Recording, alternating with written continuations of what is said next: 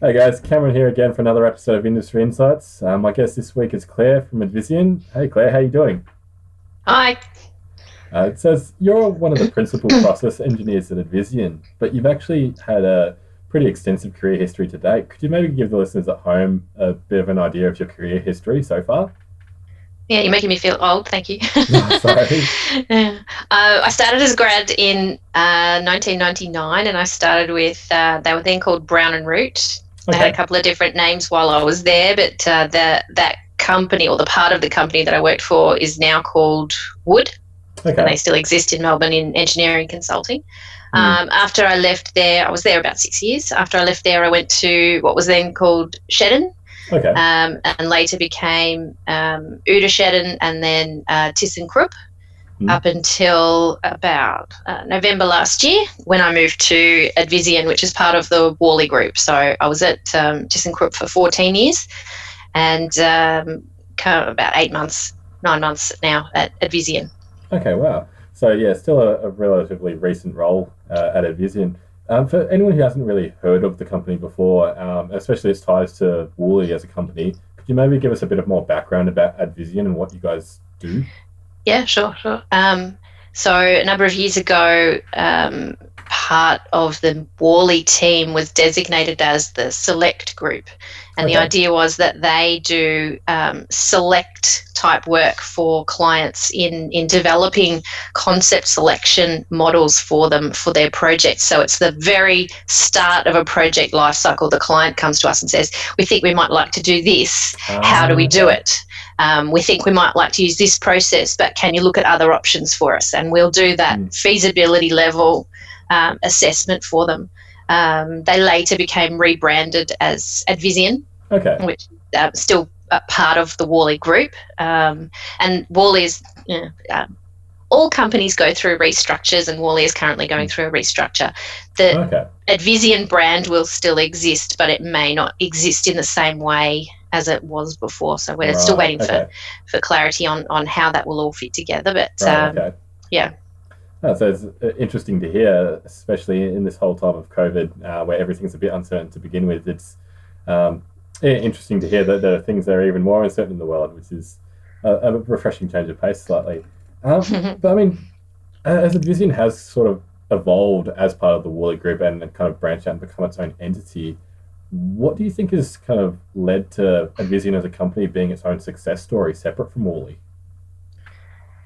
the idea is that they add value and they add a level of expertise that is specific to that phase of the projects that they deliver. So that upfront economic analysis and process and other disciplines as well, not just chemical engineering, process engineering. Okay. All the other disciplines are brought in. So we have experts in all these fields who can really at a high level and at concept level define how a Mm. project might look before it then passes through the financial gates that the client will have as part Mm. of the project progressing towards detailed design and then construction.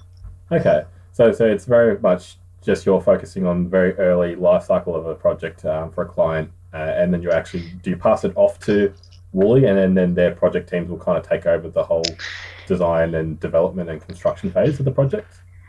Yes and no. I think sometimes people from Advisian will go with the project Okay. into the detailed design and construction phase. There's that flexibility there, and sometimes people from the broader Worley group will work on Advisian projects. It depends on who's Okay. available and what the opportunity is and who has the Okay. right expertise for the Mm. project. Yeah. So I suppose that's the benefit of being a parent company child company relationship, that you do have that kind of freedom of movement to kind of share resources, which does make life a little bit easier. Yeah. So, as your role as a principal process engineer at Advisian, how do you kind of fit into the picture there? Yeah, it's a good question. I'm still learning. um, I am part of the Advisian group in the upstream, midstream LNG part of the business, which is basically hydrocarbons processing, but we're also Mm. doing energy transition type work, so looking at hydrogen production as well. Okay. because it brings a lot of the same skills as the hydrocarbon processing type work. But we also have people within Advisian who work in power and infrastructure groups. So a lot of work for the government on transport systems and roads, rail in particular, but also the power group. Did I answer the question? Sorry. That's all right. So you've got a bunch of different service lines available at Advisian. Yeah. It's not just process engineering focused. So what would the different service lines be? So the ones I mentioned, the rail and power, and there's upstream, midstream LNG, and then there's a downstream group, which is also hydrocarbons, so refining and petrochemicals. Okay. So but my role is generally as the process engineer for the project, and quite often at that stage of a project, it's process that really leads the concept, and the other disciplines support the decisions that are made and say, well, you can't do that because, or this is the implication of that decision, you're going to need this much new power infrastructure, for example. So it's really process driven at that stage of a design. Okay, so you kind of come up with all the fun ideas and then try and get them passed on down the line and actually turn into a real solution. Yeah. Okay, yeah. So it's very interesting then. So when you're kind of coming up with all those different roles, and obviously clients are coming to you on a regular basis, and you might have multiple projects on the go at any given point, what would a normal day kind of look like for you? What would you normally be doing? Is there anything in particular that looks normal? Well, in COVID world, there's often a Zoom meeting or 3 per day, probably, or Zoom or Teams or whatever forum we're using. Yeah. Sometimes with clients, sometimes with colleagues, sometimes bigger groups, sometimes smaller groups, and then quite a bit of. I'm writing a lot. I find I write a lot of reports and a lot of proposals for new work because the concept stage is relatively short. It's sort of one after the next, and like you mentioned, many in parallel. So obviously, to keep winning that work, you keep having to write proposals for the next one and the next one. So there's a lot of writing involved in order to demonstrate why we should be selected to perform the work in the first place. So demonstrating our expertise and capability. What else do I do? I a little bit of P&ID, PFD level type drawings, but not a huge amount so far. A few safety studies, process safety studies, like a HAZID. So before you get to HAZOP stage, that earlier hazard study. Yeah. And what else have I done? I'm trying to think. Not as much travel as I was doing before when I was doing detailed design type work and commissioning support, where I was on site. There's very little travel required when you're looking at a blank page, basically. Yeah, I suppose so. And especially in today's world, in COVID world, where you've kind of got virtual meetings and phone calls and such replacing all of those so important site visits and whatnot. But just in terms of the actual handover between Advisian and Worley, so you've mentioned a little bit already that you're mainly focusing on project proposals. Where does the line kind of sit between your world, kind of early phase in the project, and the kind of handover world where it kind of moves to Worley, or one of your process engineers will kind of take it to the next level? Yeah, so once it gets to FEED, which is front-end engineering design, so the next stage after that concept definition phase, that would generally be Worley, and same with the detailed design. And the detailed design can take a year or more, depending on how big the project is, many years. So that phase is definitely the Worley services group. Okay. Yeah, so those downstream feed and detailed design phases would definitely be in the Worley camp, but it doesn't mean that people from Advisian aren't involved in winning the work and in supporting the work as it goes forward. Yeah, it's just interesting to kind of hear how it all is structured and how the organisation is set up to work. Just in regard to some of the past projects you've worked on, are there any big projects that we might be familiar with, or any interesting projects you think we should know about? Or you could tell us about, really. Okay, maybe don't think I can tell you anything about what I'm working on at Advisian. That's all right then. They're all generally confidential because financial decisions haven't been made yet. Of course, yeah. But I will tell you about one that I worked on when I was at ThyssenKrupp. So the last 3 years that I was there, I worked on the detailed design and then commissioning support for a bagasse waste to energy plant for a sugar mill in Queensland. So they're burning the sugarcane waste to make steam to drive a turbine to make electricity. So the heat from that process and the electricity runs the whole sugar mill, and then they export excess power to the grid. Oh wow! So there's a great use of waste resources that would normally end up in landfill or otherwise just be discarded. That's right. Yeah, that was the idea, that they harness that waste stream and make a better use of it. Okay. Yep.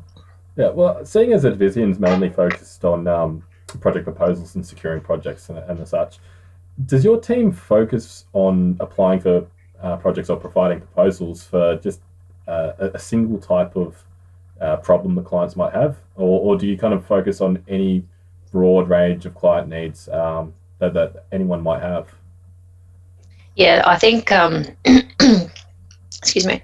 I think client relationships are really important. So we develop a relationship with client project managers or client technical people who will, when they come up with a technical problem that exists in their facility, it might not be even a project. It's like, this piece of equipment doesn't work the way it was designed to. What's wrong? What can we do? And they might come to us and say, can you help us resolve what's wrong with it? But we're relying on our past experience and expertise, having designed multiple of them or having worked in that type of facility as a site engineer, or however we've gained that expertise, to understand the problem and to help them to resolve it. So I think the client relationship is really important. That it's not usual to get a cold call from a brand new client saying, can you fix this for us?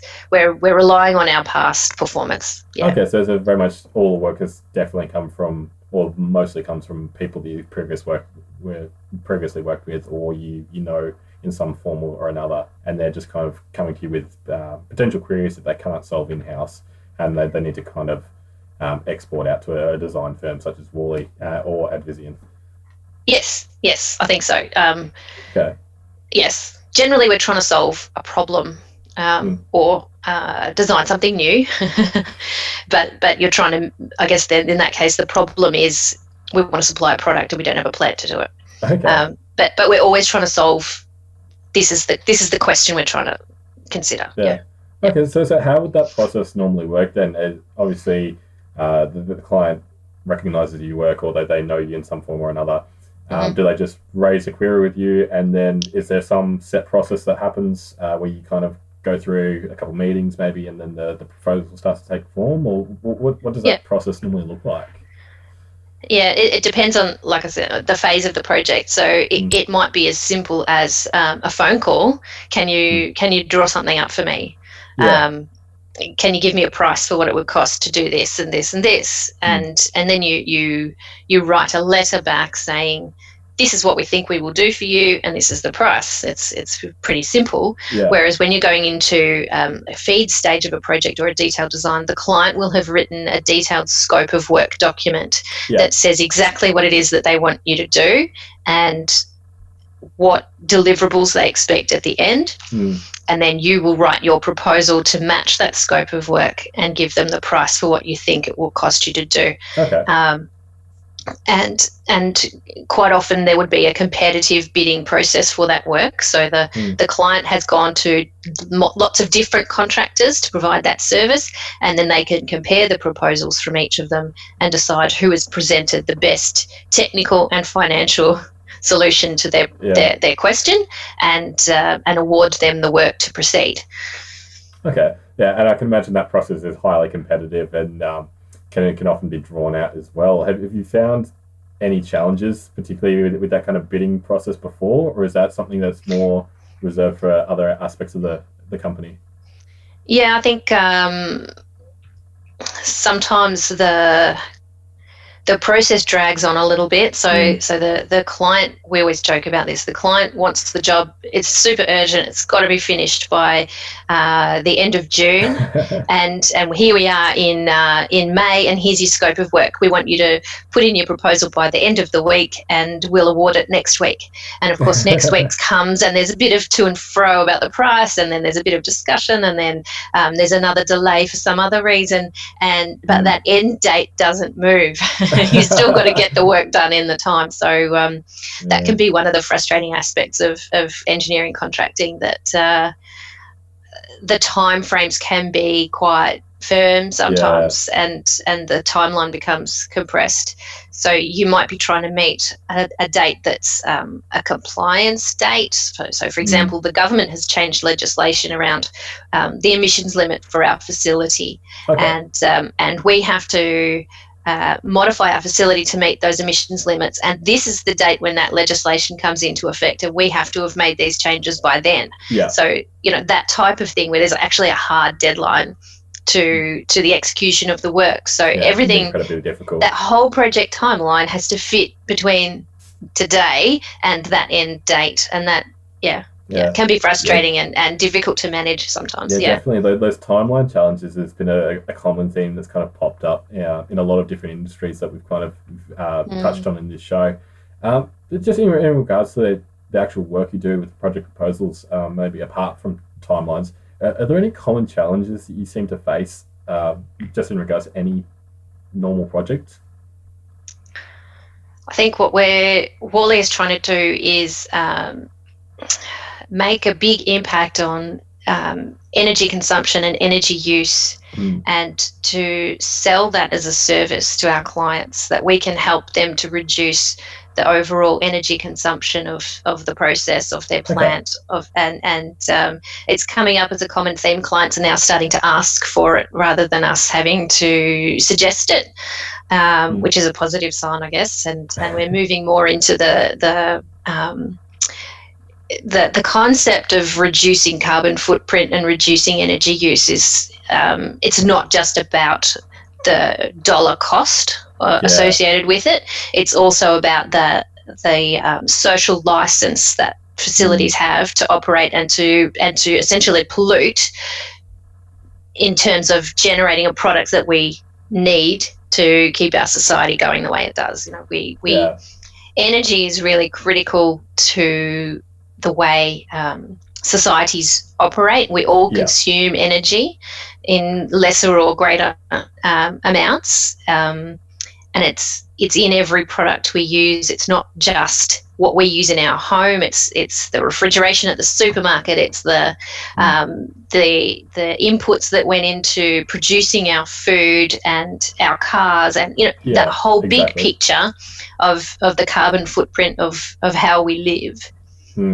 It becomes more and more important, and I think it's heartening actually to see that there's moves towards actually addressing the problem. It's nice to hear, and it must be quite a nice little pat on the back for Advisian and Worley to hear that the client has actually started pushing that focus and putting that question towards you rather than the other way around, where you're trying to implement that kind of technology or that kind of approach to your solution for the client. Now the client is saying, I want this kind of approach to be put into the solution from the get-go, and it makes a nice kind of roundabout turn from previous kind of normal operating practices, which is definitely great to hear. But you've kind of had a experienced career history already. You've just started at Advisian though, which is great to hear. How did you actually find out about the job at Advisian in the first place? Well, when you get to 20 years of experience, you, I guess, you build a reputation within the industry, but you cross paths with people, you work with people, and everyone's moving around within the same sort of industry. And I was approached by the manager at Advisian and asked if I would like to talk to her about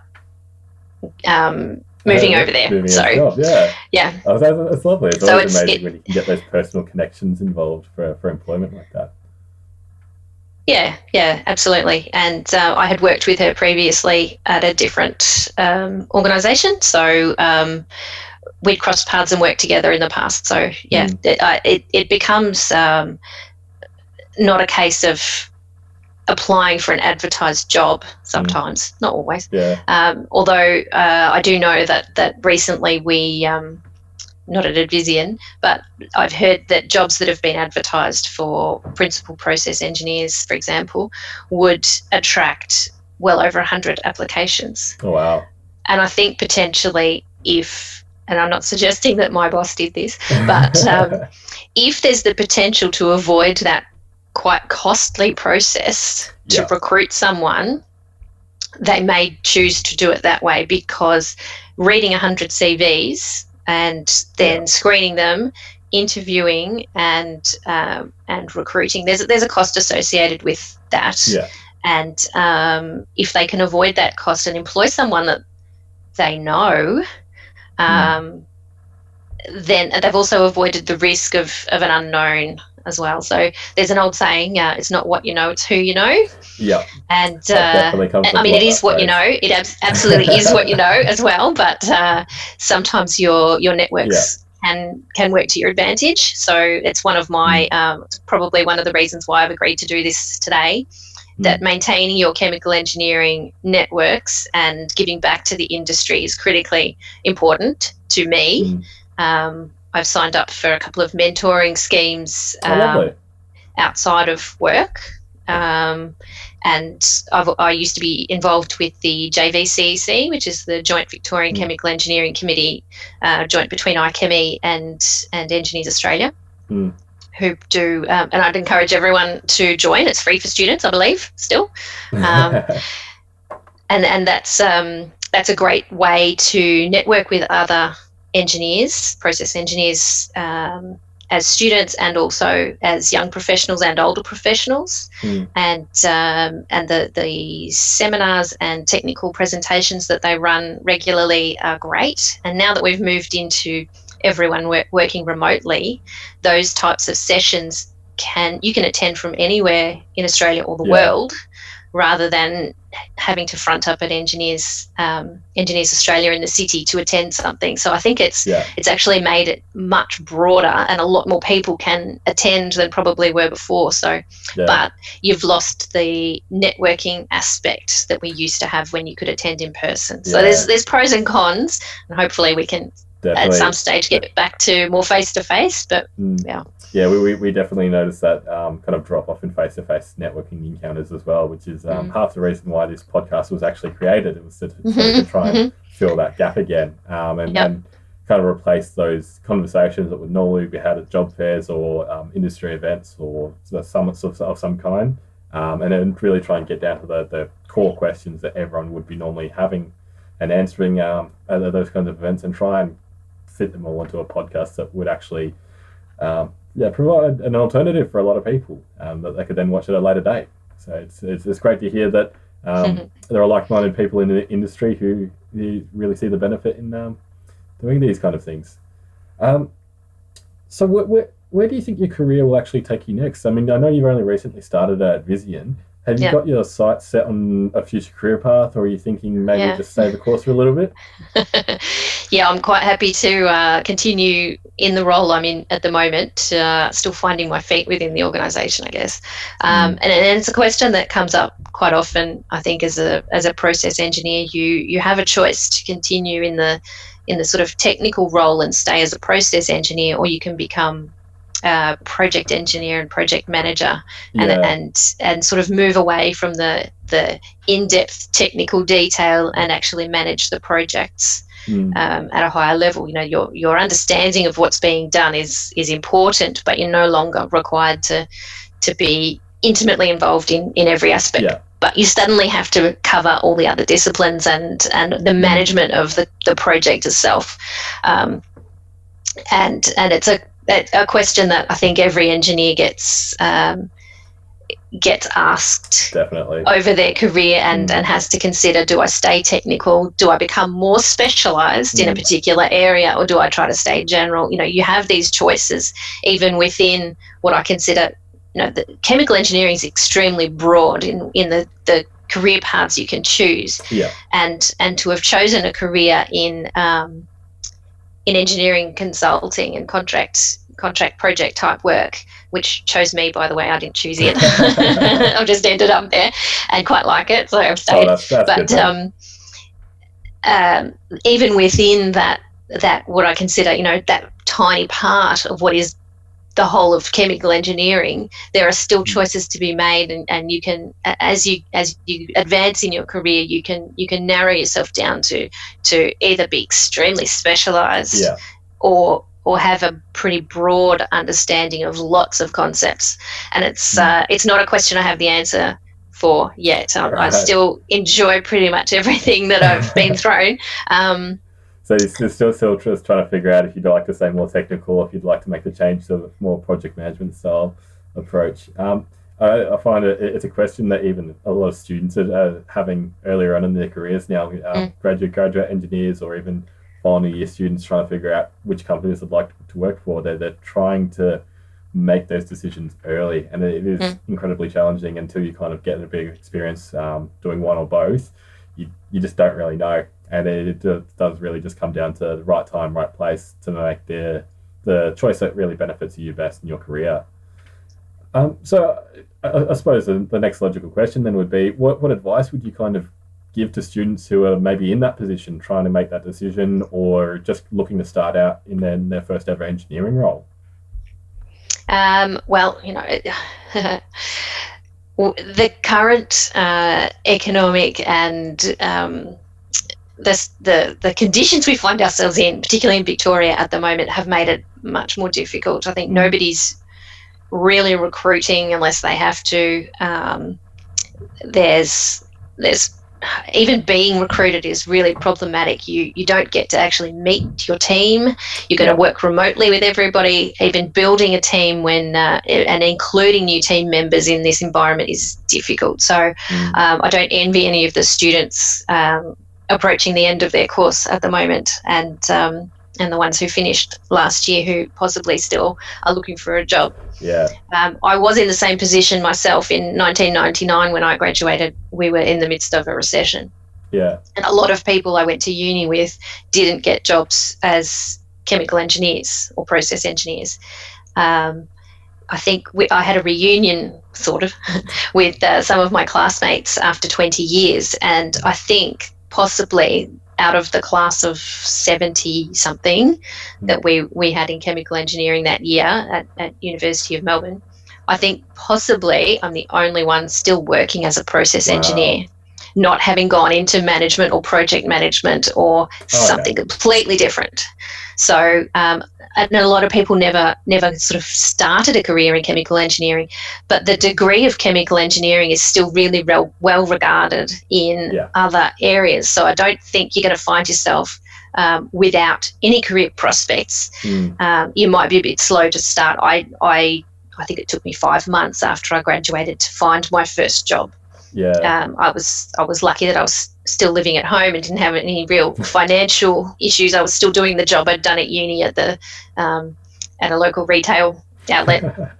But I think you need to, when the opportunities come to you, take them, and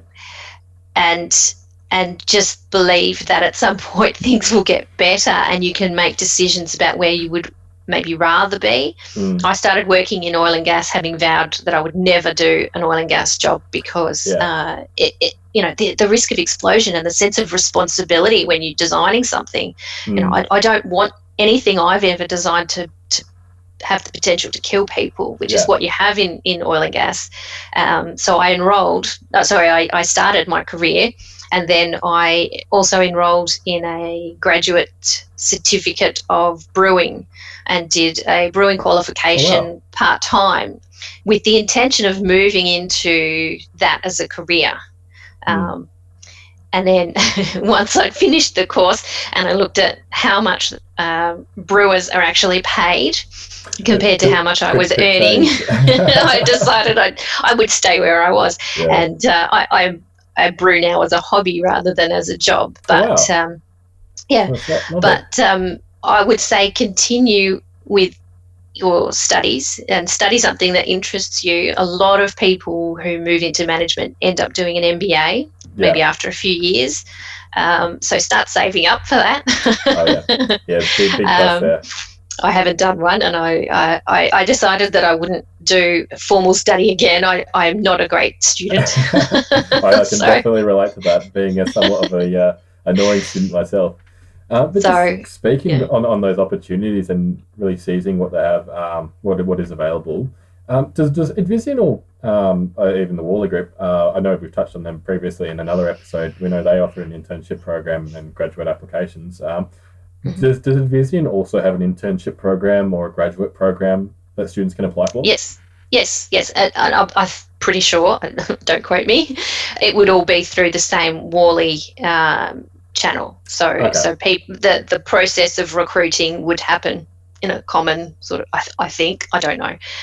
With the restructure happening, I'm not sure how, when, why, where any of that stuff will happen. It's a bit all up in the air at the moment, is it? I'm assuming they will still recruit graduates, but whether it's direct to Advisian or whether it's all through Worley, I don't know. Okay. Yeah. Okay. It's not something I was familiar with before, and given that things are changing, I didn't feel qualified to talk about it too much. That's all right. I mean, we've already briefly covered the Worley internships and the Worley graduate program in a previous episode with some of Worley's graduate process engineers. So I'm sure if anyone listening right now, go check out that episode. Otherwise, head onto the Worley website. Their job seeker tool will definitely have any information that you might need on that. Just briefly coming back to the Advisian graduate program though, can you give the listeners at home a bit of an overview of what might be involved, or what has previously been involved before this whole restructure has kind of put a question mark on it?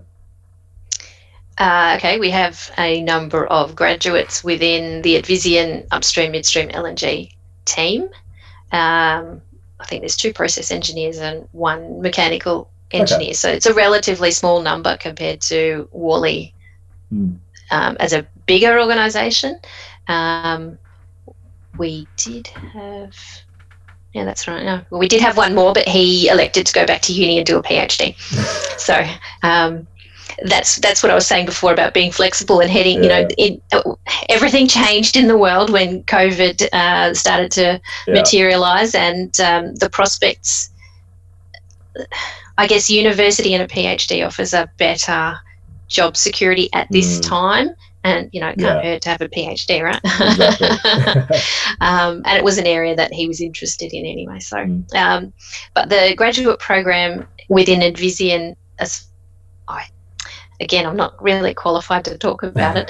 It's, as far as I can see, it is learning on the job and learning within projects, but there's also some time allowed for self-learning, self-directed learning, and possibly giving someone an area and say, something that they're interested in, and say, okay, go and do some research about that. Talk to people in the team about what they do in that area, and write something up, and it's really just for their own development. It's not developmental goals then to try and make someone a more well-rounded engineer and give them the kind of skills that they need to progress further within the company. Yeah, possibly, but I think it's also about the preference would be for them to be on a project, because the best way to learn is to do. Exactly. So it's about filling the gaps in between projects and giving them something meaningful that's a learning experience as well. Exactly. Well, I mean, that sounds great. I think that's just about all the time we've got for today. So, Clare, it's been absolutely amazing talking to you. As always, guys, listening at home, hopefully you enjoyed the episode and got a lot out of it. There's a lot of great information here about the industry and Advisian as a company and how you can get involved. We've got another great episode lined up for you next week. Be sure to check it out, and don't forget we've got our networking event coming up soon. So keep watching the Ace of Space for more information. But until then, we'll see you guys next week.